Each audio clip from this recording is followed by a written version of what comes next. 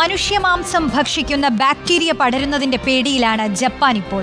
അപൂർവവും അപകടകാരിയുമായ streptococcal toxic shock syndrome ഇതിനോടകം 977 പേർക്ക് ബാധിച്ചുവെന്നാണ് കണ്ടെത്തൽ. കൃത്യമായ ചികിത്സ ലഭിച്ചില്ലെങ്കിൽ 48 മണിക്കൂറിനുള്ളിൽ മരണം സംഭവിക്കാവുന്ന രോഗമാണ്.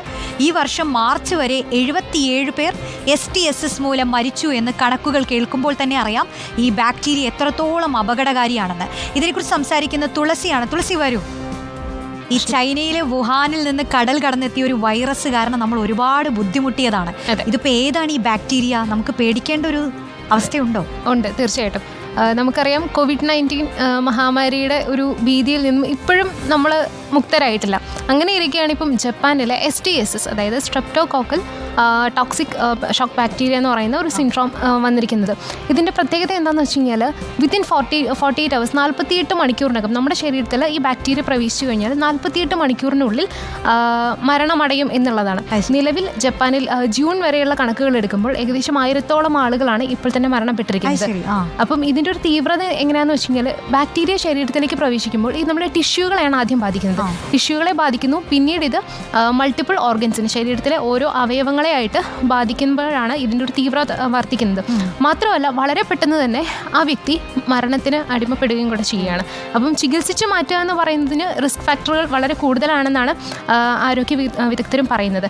മാത്രമല്ല ഈ ബാക്ടീരിയയുടെ പ്രിവെൻഷൻ എന്ന് പറയുന്നത് നമുക്ക് സാധിക്കുന്നില്ല. കാരണം എന്താണെന്ന് വെച്ച് കഴിഞ്ഞാൽ COVID-19 മഹാമാരിക്ക് ശേഷം നമ്മളതിൻ്റെ നിയന്ത്രണങ്ങളെല്ലാം എടുത്തു മാറ്റിയപ്പോഴത്തേക്കും ആളുകൾ തമ്മിലുള്ള സമ്പർക്കം കൂടി. അങ്ങനെ വന്നപ്പോഴത്തേക്കും ഈ വൈറസ് ബാധ കൂടുതലായിട്ടും ഈ ജപ്പാൻ പോലുള്ള ഇത്രയധികം ആളുകൾ തിങ്ങി വസിക്കുന്ന നഗരങ്ങളിൽ, രാജ്യങ്ങളിൽ ഇത് വർദ്ധിക്കാനായിട്ട് ഏറ്റവും വേഗത്തിൽ പടരാനായിട്ട് കാരണമായിട്ടുണ്ട്.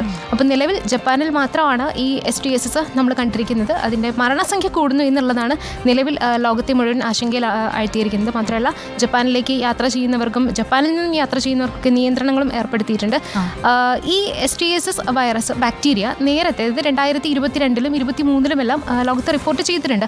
അന്ന് പക്ഷേ ഇത്രയൊന്നും മരണസംഖ്യ ഉണ്ടായിരുന്നില്ല. പക്ഷേ ഇപ്പം നമ്മൾ ഒരു ജാനുവരി ടു ജൂൺ വരെയുള്ള കണക്കുകൾ എടുക്കുമ്പോൾ തന്നെ മരണസംഖ്യ ഉയരുന്നു. അതിനോടൊപ്പം തന്നെ ഇതിൻ്റെ രോഗലക്ഷണങ്ങൾ എന്ന് പറയുന്നത് വളരെ ചെറിയ ലക്ഷണങ്ങളാണ്. ഇത് പനി, ചെറിയ രീതിയിലുള്ള തൊണ്ടവേദന. പക്ഷെ ഇത് വന്നു കഴിയുമ്പോഴത്തേക്കും വിത്തിൻ 48 മണിക്കൂറിനുള്ളിൽ തന്നെ ആൾ മരണമടയുമ്പോഴത്തേക്കും നമുക്ക് ഒന്നും പ്രിവെൻറ്റ് ചെയ്യാനായിട്ട് സാധിക്കുന്നില്ല എന്നുള്ളതാണ് ഏറ്റവും പേടിപ്പിക്കുന്ന ഒരു കാര്യം. അപ്പം നിലവിൽ COVID-19 ശേഷം നമ്മളൊരു മറ്റൊരു മഹാമാരിയെ മുന്നിട്ടുകൊണ്ടിരിക്കുകയാണ്. അതിൻ്റെ ഒരു ഭീതിയിൽ കൂടെയാണ്.